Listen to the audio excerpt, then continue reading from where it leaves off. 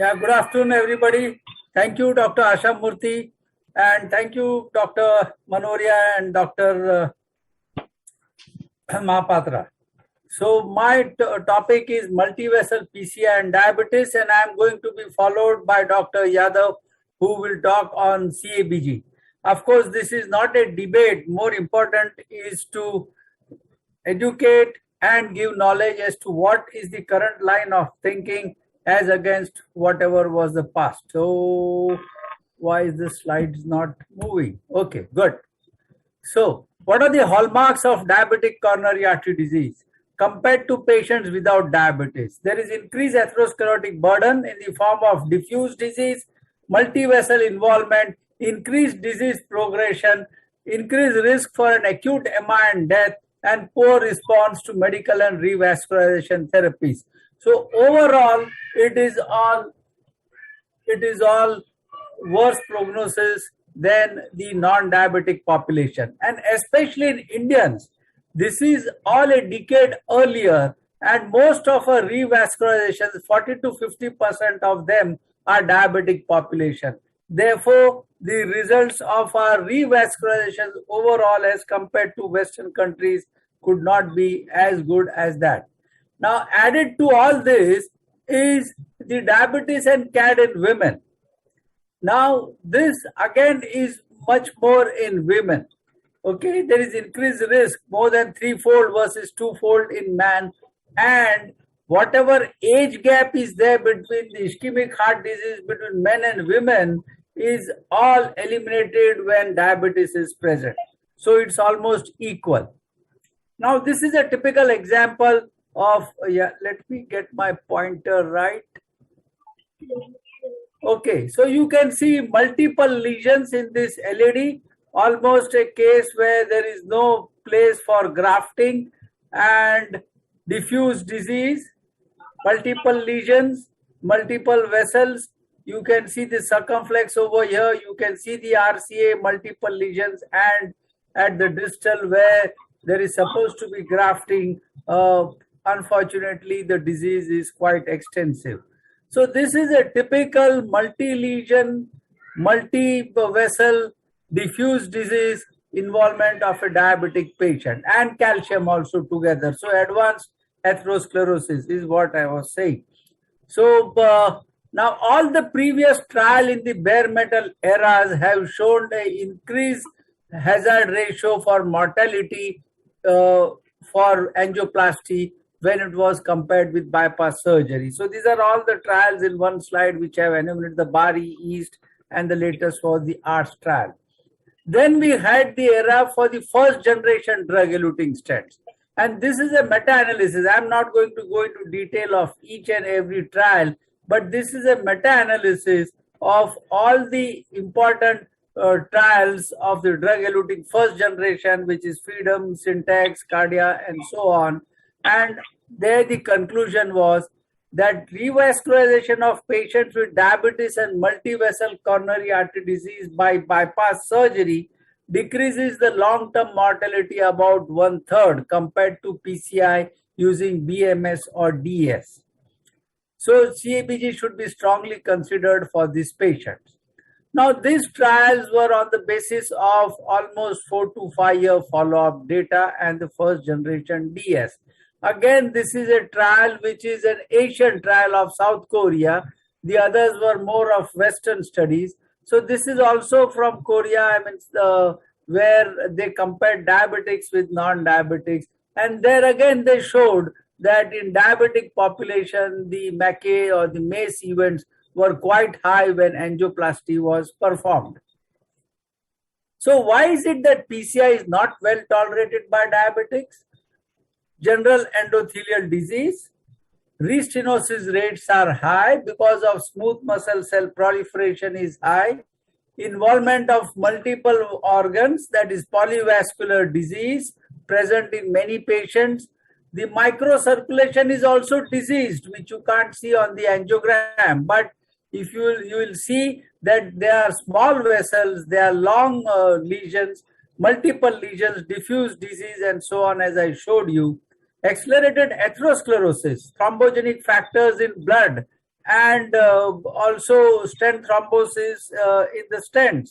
So, and plus on the top of it, sometimes you have this muscle weakness, so-called diabetic cardiomyopathy. So there are multiple hypotheses as to why PCI is not well tolerated, and over the course of time, people started targeting these factors to get good PCI outcomes.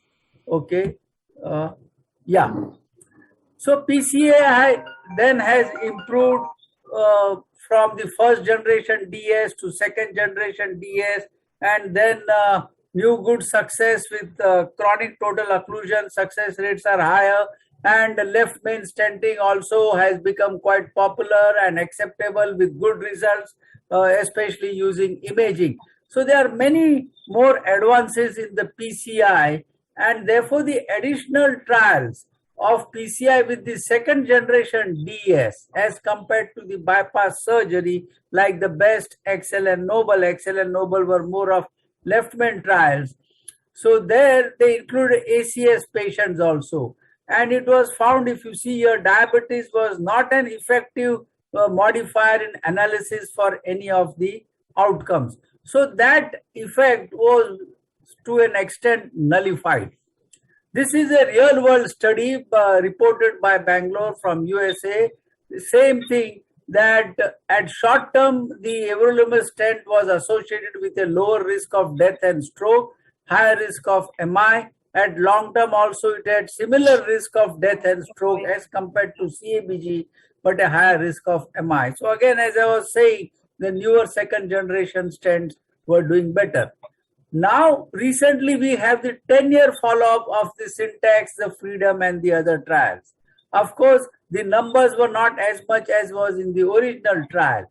But if you see here that the PCI and CABG group, the difference was not significant in terms of mortality, in terms of all-cause death. And again, here it was found that the triple vessel disease, the CABG scored over PCI, but in left main it was almost the same. So the probability of all-cause death in PCI versus CABG up to 10 years of follow-up in pre-specified groups, there was no such interaction, and therefore the conclusion of this was there was no significant differences in all-cause death. Nonetheless, in patients with triple vessel disease, CABG provided a benefit, and therefore that should be considered. And of course, it should be a multidisciplinary heart team approach, and patients should be given the choice, explaining all the other things, and again with other comorbidities, it has to be assessed. But the Syntax law, now this is a Barry 2D trial, again an extended follow-up of all that, depending upon the Syntax scores, and here also CABG, PCI and medical therapy all had similar cardiovascular outcomes among patients with low Syntax score who had diabetes, stable ischemic heart and no prior coronary revascularization. So with low Syntax score, you have option and you can give that. Of course, with high Syntax score, surgery was a better option in that. So this is the follow-up of Freedom trial, which was in the diabetic population. The only problem was that the follow-up at 8 years was only in half the population. And we see here that coronary artery bypass grafting results in a long-term benefit in patients with diabetes and multivessel when compared to revascularization with PCI with drug-eluting stents. That is, surgery was better in that. So, of course, there were many limitations. Only half of them, as I said, did the extended follow-up.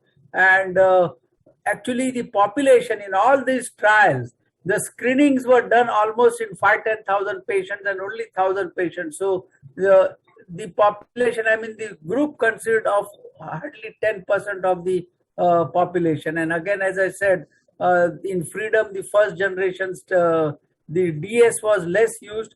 And therefore, the results in terms of revascularization, repeat revascularization was much more. So CABG compared to PCI reduced risk of repeat revascularization in most of the trials. reduced risk of MI in some trials, and reduced risk of death in a few trials. And these are all the indications where surgery would score, especially with LV dysfunction, left main involvement, and proximal LAD disease. Now in ACS, this was all in chronic stable, but in acute coronary syndrome, especially if it is MI, then you go ahead with the culprit lesion revascularization, and then you can complete the revascularization. In NSTEMI also you would do the same by and large. In unstable angina, of course, if it favors bypass surgery, one can still go ahead and do bypass surgery. So in ACS, of course, PCI scores over CABG in terms of the morbidity, mortality measured. Now, CABG versus PCI is a 40 years debate. With every iteration of PCI, randomized trials and observational registry have attempted to answer this question. This comparison is a moving target over the years. And I was saying that there are many new concepts in precision PCI. Newer ultra-thin strut DS, drug-eluting balloon and stent together, biovascular scaffolds, imaging, IVUS and OCT for both pre-PCI and post-PCI have given improved outcomes, including mortality benefits. Physiology guidance, both for diagnosis and post-PCI assessment, also have shown benefits. And with better antiplatelet agents, ticagrelor, lipid-lowering agents, PCSK9 inhibitor, anti-diabetic drugs, you heard earlier, SGLT2 and GLP-1 receptor agonist. These are the studies. Intravascular guided stent implantation reduces cardiovascular mortality. This is a meta-analysis. Again, FFR in diabetic patients showing improved MACE when it is used. So all these newer technologies and data shows that we have better outcomes when we select our population. Here is a left main disease, circumflex 2 or 3 lesions, again LAD 2 or 3 lesions, and small vessels disease of diagonal and the OMs LAD lesions here. So this is just an example. Again, RCA, you see here multiple lesions and a diffuse disease. Distally, you do an FFR of circumflex, you find it is normal. You do FFR of the LAD and you find that only the distal lesion is critical and the left main bifurcation is not critical. You evaluate on OCT, give a perfect result of that, and then again repeat an FFR of the left main bifurcation. You find it is normal, and you end this by only doing selective stenting of these patients, both OCT and FFR guided, and at follow-up still for 5 years, this patient is doing fine. So multi-vessel PCI, last 2 slides. Multi-vessel PCI in diabetics, how would I look at it? Look at the syntax score. Less than 22, of course, favoring PCI. 22 to 33 is again in intermediate zone. Look at the syntax score too on the age, on the LV function, CKD, polyvascular disease or peripheral vascular disease, other comorbidities like COPD, malignancy. Look at the functional syntax score and look for either spot stenting like what I showed you earlier, or do bypass surgery of the vessels. If involving proximal LAD, take a heart team approach, look at the Euro scores and patient preference. If PCI, use latest 3rd generation stents, imaging and physiology for precision PCI, and do complete revascularization. There is a concept of residual syntax score less than 8 gives good results. If it is more than 8, gives not good results with PCI. Post PCI, optimal medical management with newer drugs that have been shown reduction in events like TICA, statins, ezetimibe, PCSK, EPA, GLP-1, SGLT2, and a dual pathway inhibition with rivaroxaban. And of course, multi-vessel PCI in diabetics specifically would be preferred when you have a STEMI and STEMI with complete revascularization, comorbidities, as I told you, including advanced age, frailty, and bedridden patients, high Euro scores with redo CABG patients, poor targets, and patient preference. This is just the flow chart. Okay, I think there it is. Thank you.